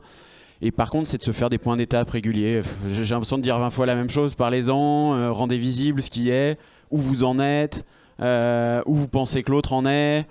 Et dès qu'il y a ça, en fait, potentiellement, ça roule ou pas. en fait, une séparation, c'est aussi ça roule si elle se passe bien. Une séparation, de constater qu'en fait, il y a deux visions qui se sont affinées peut-être des fois aussi pendant le projet. Le fait d'être avec les autres, moi, il n'y a rien qui m'a plus fait avancer sur ce que c'est que ma vision, en fait. Du coup, il y a un moment où se pose nécessairement la question, et si elle ne se pose pas, posez-vous-la quand même. Où j'en suis? Est-ce que ça correspond à ce que je veux faire? Est-ce qu'on peut encore le faire ensemble? Pour moi, c'est Daphné, elle nous parle de douche relationnelle qui reprend aussi ce truc de 1-1, au moins une fois par an ou à la limite au solstice, où on se dit les choses, on regarde où on en est et on vérifie. En fait, il y a un rapport, je pense, qui est intéressant et qui rejoint finalement la passation avec l'éphémère. On a quelque chose, nos projets, il faudrait qu'ils durent toute la vie et jusqu'au-delà pour les suivants. Pourquoi on a ce rapport-là? Et là, je crois qu'il y a un truc, des fois, à apprendre à déconstruire. Moi, j'ai appris ça avec Yggdrasil. Je ne sais pas si vous voyez ce magazine où ils ont dit « Nous, on fait un magazine pour 3 ans ». Mais en fait, c'est génial, ce truc-là aussi. Je crois que c'est en mandarin où il n'y a pas de mots pour signaler la fin de quelque chose. Parce que la fin de quelque chose est nécessairement le commencement d'autre chose. Et je pense que ça peut créer des relations aussi avec moins d'assimilation, moins de lourdeur, et que du coup se dire que ça peut finir et que ça peut bien se finir parce que ça va être un apprentissage en fait et qu'on va pouvoir partir sur autre chose, on arrive à le penser, c'est un petit peu plus difficile des fois à incarner dans le corps, à vraiment vivre ça, mais quand ça l'est, encore une fois il y a une justesse à pouvoir être ensemble avec toutes nos fragilités. Et après, comment ça se prépare la passation, vous pouvez en reparler Je me permets d'intervenir avec la casquette maître du temps pour vous informer que voilà, il est 12h40. On a dépassé de 10 minutes, mais bon, on avait commencé en retard. Est-ce qu'il y a un enjeu à libérer l'espace rapidement ou pas? Non, il me semble pas. Donc c'est plutôt. Ceux qui veulent rester restent. Si vous voulez qu'on se donne. Ouais. Ok, cool. Question de transmission, passation. Pour moi, il y a un peu 2 ordres dans la transmission. Il y a tous les savoir-faire, toute la transmission opérationnelle où en fait, parfois on prend des rôles opérationnels où on va maîtriser tout un champ de compétences et si on part, il faut transmettre tout ce champ de compétences. Et un autre sujet qui est plus justement moins palpable, qui est, on peut parler de source si ça parle à certains, mais vraiment ce rôle aussi de personne qui va aiguiller la vision, donner une direction, transmettre une énergie, alimenter ça. Sur la première partie, plus opérationnelle, compétences, machin, c'est hyper difficile, je trouve. Nous, au départ, moi je me disais pour réussir la passation, la transmission, il faut que les rôles tournent tout le temps, il faut que chacun sache faire un peu tout, etc. Ça, c'est l'idéal. Tous les rôles vont être tournants. Et bon, la réalité, c'est que c'est pas ce qui se passe. C'est pas non plus ce que je considère forcément le service de l'organisation aujourd'hui. Il y a des gens qui sont très bien à leur rôle, ils ont trouvé leur légitimité, ils ont trouvé leur place, ils énergisent ça, c'est parfait. Pourquoi forcément vouloir changer quelque chose qui fonctionne bien par principe, parce qu'il faudrait que tout le monde soit justement facilement remplaçable? Non. Et donc évidemment il y a un enjeu à pas concentrer des compétences indispensables au groupe dans une seule personne ou en tout cas le rendre ok, on en a conscience, on sait que c'est un sujet, que là il n'y a que cette personne qui concentre ses compétences, que peut-être on est ok avec ça pour ce moment là parce que voilà, mais on pense peut-être un binôme quand même, qui est une forme de transmission qui démarre dans la douceur. Et après il y a vraiment le sujet de c'est un peu ce rôle d'alimentation de l'énergie et de la direction du projet. Et ça, moi je mentirais si je disais que j'avais trouvé la solution. Je suis même pas très au clair sur comment je compte faire ça. J'ai l'impression qu'il y a cette importance de permettre à chacun de s'approprier réellement le projet. Et que je crois qu'aujourd'hui ça fait partie des choses où cette semaine j'ai pris un petit peu de recul et je me suis dit ok, est-ce que vraiment le temps que je mets dans l'assaut je le mets au bon endroit? je fais beaucoup de choses opérationnelles, je rencontre beaucoup d'élus, je suis beaucoup justement dans la transmission de cette énergie à des élus pour faire démarrer des projets. Et moi, dans l'accompagnement du groupe, de l'équipe, notamment, on a pas mal de personnes qui arrivent à s'approprier le projet, à passer du temps, à leur communiquer aussi. Moi, peut-être ma vision, les motivations qui nous ont amenés à faire ça, à les accompagner à se sentir légitimes, à pas répondre. Ils me demandent, ok, est-ce que tu penses qu'il faut faire ça, ça? C'est facile pour moi de répondre, ouais, à ta place, je ferai comme ça, comme ça. Et en même temps, la posture que j'aimerais avoir, et à mon avis, qui serait vraiment au service de la transmission, c'est, en fait, voilà, à ton avis, qu'est-ce qui sert le mieux le projet? Et voilà, et sauf que je suis pressé, j'ai envie de faire 1000 trucs dans ma journée, et trop souvent cette posture-là, je l'ai pas, je l'adopte pas, je préfère répondre, donner mon avis, il faut faire ça, que accompagner dans, ok, t'es légitime, vraiment approprie-toi cette portion du projet. Et je crois que du coup, plus il y a des personnes où je sens qu'elles s'approprient une portion du projet qui devient de plus en plus importante, plus là je peux me sentir en confiance que ok, au bout d'un moment ces personnes-là elles auront réussi à s'approprier réellement peut-être l'intégralité du projet. Et alors je suis très curieux donc sur justement tout ce qui est autour de la personne source. Il parle de la nécessité d'expliciter vraiment à un moment cette transmission, que cette transmission se ferait d'une personne à une autre, de ok voilà c'est à toi que je confie la source. Je suis un peu plus dubitatif, enfin j'ai un peu de mal, je pense que j'aurais besoin d'être nourri sur plus d'exemples. Je m'imagine pas aujourd'hui dire un peu ok c'est toi, tu es mon héritier, mon héritière. Ça me semble un peu, mais en même temps j'entends qu'il y ait peut-être besoin, en tout cas que le groupe marque que ok il y a quelqu'un qui joue un rôle qui s'en va, il y a une place libre, que peut-être cette place on a envie de la confier à une personne. Voilà.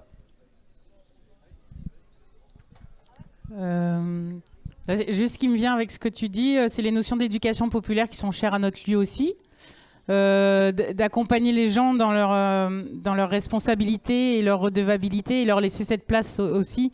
Moi, je le fais avec mes enfants. Enfin, là, c'est ça qui m'est venu.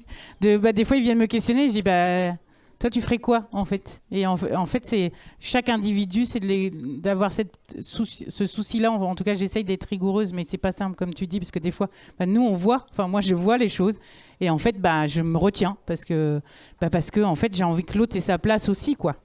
Donc, c'est important. Moi, c'est 2020, juste avant le truc en mars, là, un peu bizarre qui s'est passé, où j'ai fait ma première vraie conférence autour de la permaculture.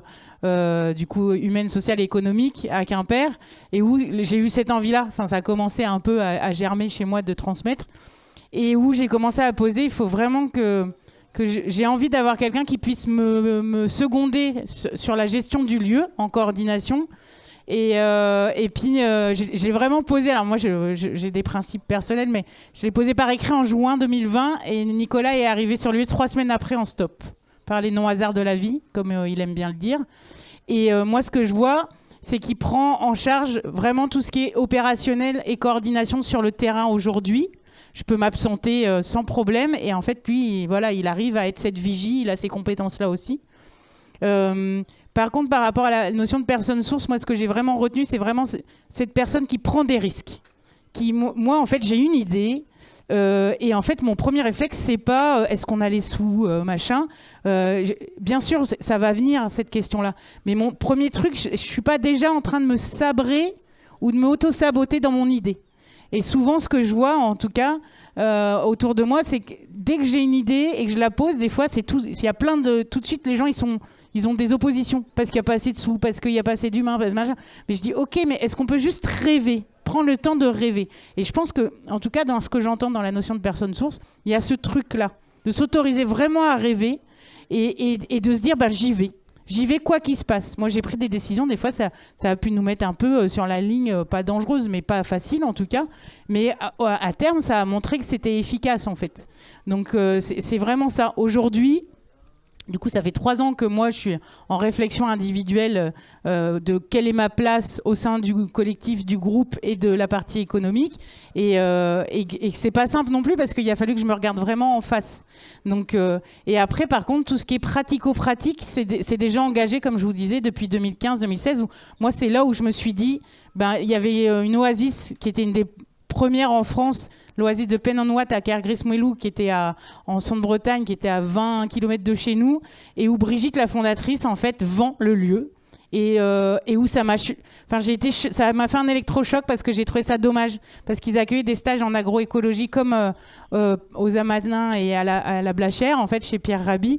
Et en fait, du jour au lendemain, ce lieu-là, alors qu'il y avait des gens qui avaient œuvré pendant plusieurs années dessus, en fait, il a été vendu à quelqu'un qui n'a pas repris avec le même sens en tout cas. Et ça m'a vraiment rendu triste.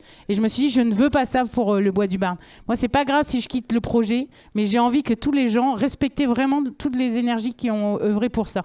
Donc, comme je vous disais, le foncier, là, on est en train de créer une fondation. Parce qu'au départ, on voulait faire une SCI citoyenne et en fait, on va plus loin. Je respecte les SCI citoyennes, mais on a envie d'aller plus loin dans le commun. Parce qu'une SCI citoyenne, malgré tout, ça appartient encore à des gens. Et nous, on a envie de sortir de ça. On est en train de poser une OR, une obligation réelle environnementale, pour protéger le lieu. Et puis après, c'est juste comment, si moi je m'en veux en tant que personne source, moi, je suis curieuse aussi de continuer à observer mon cheminement, voir si un jour je vais rencontrer quelqu'un qui aura cette énergie-là d'étincelle, comme tu disais au départ, pour passer l'étincelle, moi j'ai envie de dire. Pour que le lieu, il ait une personne qui va dire « Ah tiens, j'ai une idée » et tac, qui va la poser, ça prend pas, mais qui est comme moi j'ai 15 idées à la seconde, et qui va permettre ces étincelles-là sur le lieu, quoi. Voilà.